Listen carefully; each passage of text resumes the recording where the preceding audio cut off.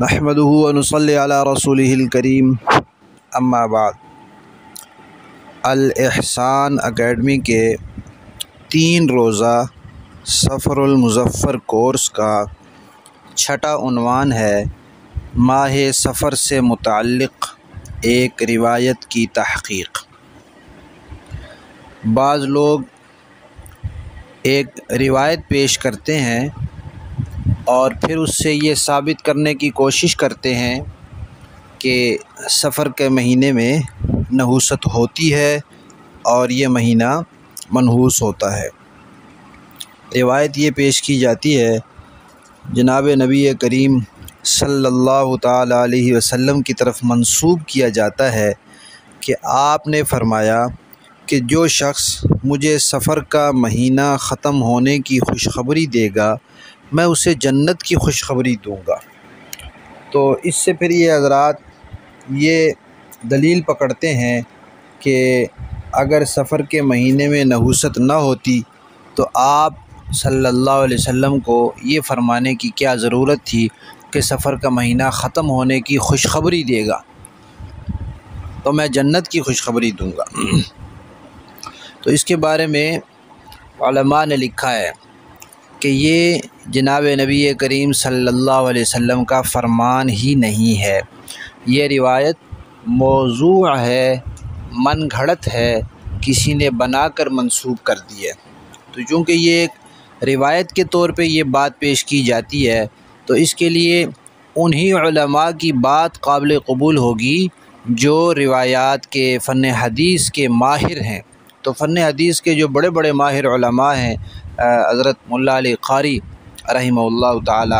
اور علامہ طاہر پٹنی رحمہ اللہ تعالی اور اسی طرح اور حضرات بھی، انہوں نے اس روایت کو موضوع من گھڑت روایات میں ذکر کیا ہے اور کہا ہے کہ اس کی کوئی حقیقت نہیں ہے۔ اور بعض علماء نے یہ بھی فرمایا ہے کہ اگر یہ روایت ہوتی بھی، ویسے تو نہیں ہے لیکن اگر یہ روایت ہوتی بھی تو اس کا یہ مطلب ہو سکتا ہے کہ رسول اللہ صلی اللہ علیہ وسلم کو ممکن ہے اللہ تعالیٰ نے بتا دیا ہو کہ جیسے بتا دیا تھا کہ اب آپ کی اللہ تعالیٰ سے ملاقات کا وقت قریب ہے۔ سورہ اذا جاء نصر اللہ جب نازل ہوئی تو اس میں اشارہ دیا تھا کہ اب آپ آخرت کی تیاری کریں، تو یہ آپ کو بتا دیا ہو اللہ تعالیٰ نے کہ اس سفر کے مہینے کے بعد آپ کو اللہ تعالیٰ اپنے پاس بلا لیں گے، تو اللہ تعالیٰ سے ملاقات کے شوق میں آپ اس انتظار میں ہوں کہ کب سفر کا مہینہ ختم ہوگا، تو پھر ایسی بات ارشاد فرما دی ہو۔ لیکن یہ تب ہے جب ایسی کوئی روایت صحیح ہو، لیکن ایسی کوئی صحیح روایت ہمارے علم میں نہیں آئی، اور جو یہ روایت پیش کی جاتی ہے یہ موضوع ہے، من گھڑت ہے، کسی کی بنائی ہوئی ہے۔ 7واں عنوان ہے سفر کے آخری بدھ کو خوشی منانا۔ بعض لوگوں کا خیال ہے کہ رسول اللہ صلی اللہ علیہ وسلم جو آخری وقت میں بیمار ہوئے تھے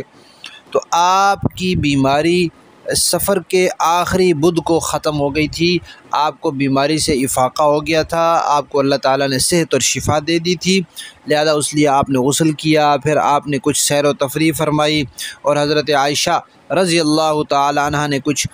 شیرینی میٹھا تقسیم کیا۔ تو اس خوشی میں پھر یہ لوگ بھی میٹھی چیز تقسیم کرتے ہیں، سیر و تفریح کا اہتمام کرتے ہیں، حالانکہ یہ بات بالکل من گھڑت ہے۔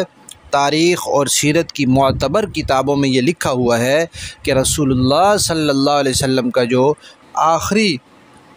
مرض تھا یعنی مرض وفات، وہ سفر کے آخری بدھ کو ختم نہیں ہوا تھا، شروع ہوا تھا، اور اس کے بعد پھر آپ تقریباً 13 دن یا اس کے لگ بھگ بیمار رہ کر پھر دنیا سے انتقال فرما گئے تھے۔ تو یہ بالکل الٹ بات معلوم نہیں کیسے مشہور ہو گئی کہ جو دن رسول اللہ کے بیمار ہونے کا ہے اور بیماری بھی ایسی کہ اس بیماری میں پھر آپ دنیا سے چلے گئے، اس دن کو بطور خوشی کے مسلمان مناتے ہیں۔ نعوذ باللہ، استغفر اللہ، اس سے بالکل بچنا چاہیے۔ اور یہ کوئی کسی ایک مکتب فکر کی بات نہیں ہے۔ حضرت مولانا رشید احمد گنگوہی رحمہ تعالی نے، اور اسی طرح بریلوی مکتب فکر کے مولانا احمد رضا خان نے، دونوں نے یہ بات لکھی ہے۔ حضرت مولانا رشید احمد گنگوہی کی فتاوی رشیدیہ میں، اور جناب احمد رضا خان صاحب کی کتاب ہے احکام شریعت، اس میں انہوں نے یہ بات لکھی ہے کہ رسول اللہ صلی اللہ علیہ وسلم کا جو مرض وفات ہے وہ سفر کے آخری بدھ کو شروع ہوا تھا۔ پھر عجیب بات یہ ہے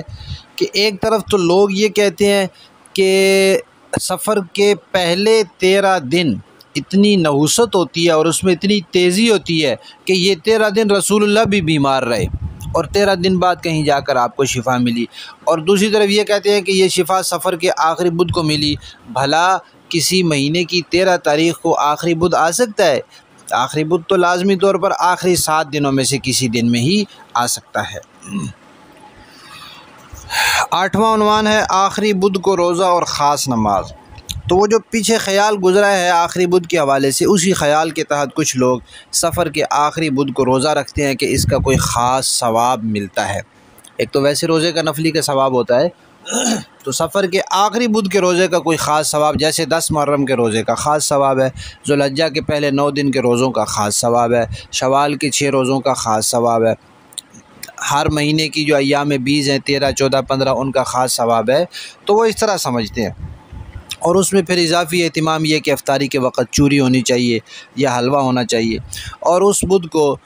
2 رکعت نماز بھی ایک خاص طریقے سے وہ پڑھتے ہیں۔ حالانکہ جناب نبی کریم صلی اللہ علیہ وسلم اور صحابہ کرام نے سفر کے مہینے میں معمول کی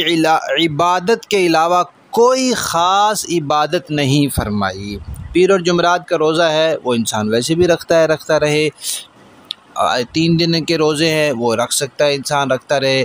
تہجد وغیرہ، اشراق، چاشت، اوابین جو عام دنوں میں انسان نفل پڑھتا ہے ان دنوں میں بھی پڑھ سکتا ہے، لیکن کوئی خاص اس مہینے کی عبادت نہ حضور نے فرمائی نہ صحابہ نے فرمائی۔ لہذا